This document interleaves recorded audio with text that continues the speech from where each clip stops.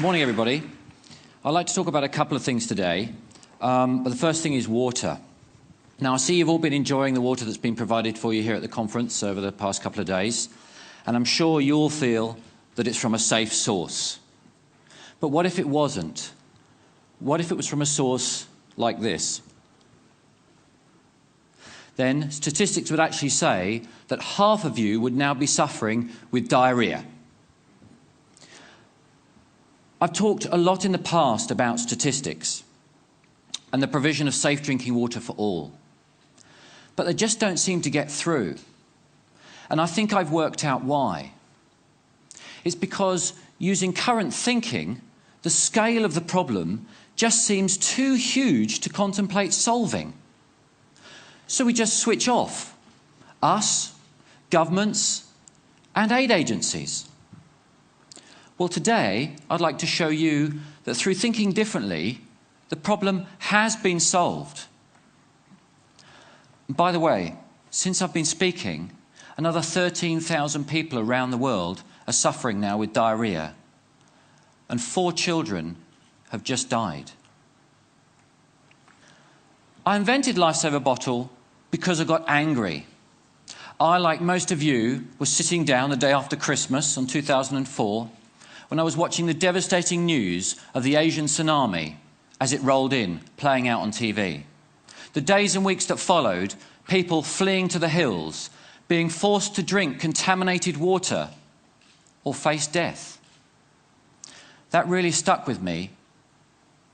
Then, a few months later, Hurricane Katrina slammed into the side of America. Okay, I thought, here's a first world country, let's see what they can do. Day 1, nothing. Day 2, nothing. Do you know it took 5 days to get water to the Superdome? People were shooting each other on the streets for TV sets and water. That's when I decided I had to do something. Now, I spent a lot of time in my garage over the next weeks and months, and also in my kitchen, much to the dismay of my wife. However, after a few failed prototypes, I finally came up with this, the Lifesaver Bottle. Okay, now for the science bit. Before Lifesaver, the best hand filters were only capable of filtering down to about 200 nanometers. The smallest bacteria is about 200 nanometers. So a 200 nanometer bacteria is going to get through a 200 nanometer hole. The smallest virus, on the other hand, is about 25 nanometers. So that's definitely going to get through those 200 nanometer holes. Lifesaver pores are 15 nanometers. So nothing's getting through. Okay, I'm going to give you a bit of a demonstration. Would you like to see that? I spent all the time setting this up, so I guess I should. We're in the fine city of Oxford.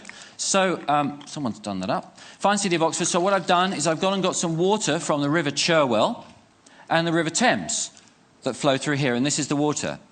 But I got to thinking, you know, if we were in the middle of a flood zone in Bangladesh, the water wouldn't look like this. So I've gone and got some stuff to add into it, and this is from my pond. Have a smell of that, Mr. Cameraman. Okay. Right, we're just going to pour that in there.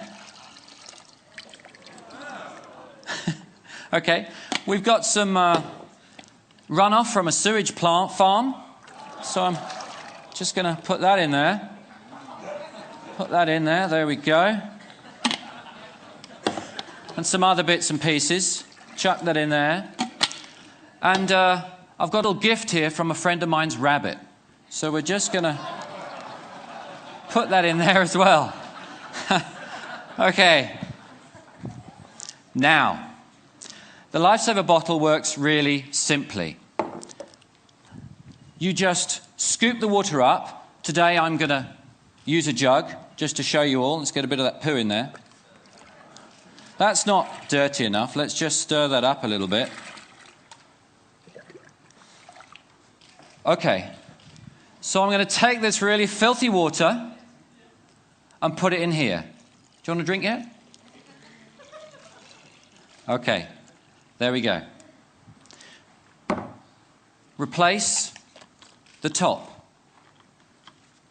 Give it a few pumps, okay? That's all that's necessary.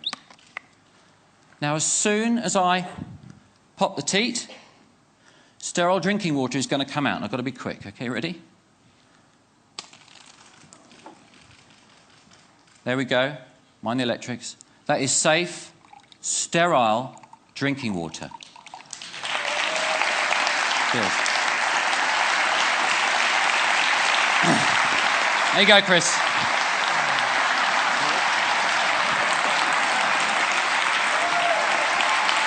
What's it taste of? Delicious. Okay. Let's see Chris's program throughout the rest of the show, okay? Okay. Lifesaver bottle is used by thousands of people around the world. It'll last for 6,000 litres, and when it's expired using fail-safe technology, the system will shut off, protecting the user. Pop the cartridge out, pop a new one in, it's good for another 6,000 litres. So let's look at the applications.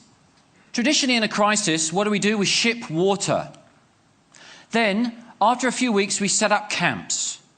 And people are forced to come into the camps to get their safe drinking water. What happens when 20,000 people congregate in a camp? Diseases spread. More resources are required. The problem just becomes self-perpetuating. But by thinking differently and shipping these, people can stay put. They can make their own sterile drinking water and start to get on with rebuilding their homes and their lives. Now, it doesn't require a natural disaster for this to work. Using the old thinking of national infrastructure and pipework is too expensive. When you run the numbers on the calculator, you run out of noughts. So here's the thinking different bit. Instead of shipping water and using man-made processes to do it, let's use Mother Nature. She's got a fantastic system. She picks the water up from there, desalinates it for free, transports it over there and dumps it onto the mountains, rivers and streams. And where do people live? Near water. All we've got to do is make it sterile. How do we do that? Well, we could use a Lifesaver bottle, or we could use one of these. The same technology in a jerry can.